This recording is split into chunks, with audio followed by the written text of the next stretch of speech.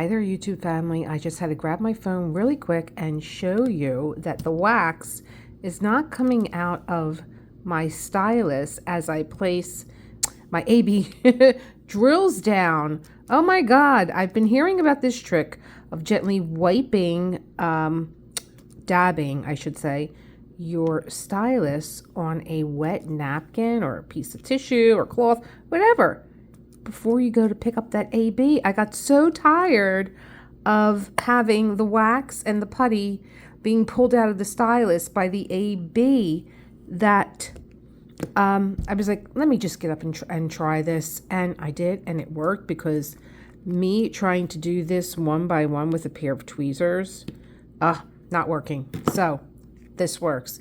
Dab, pick up, put down, no wax. No putty. Bye.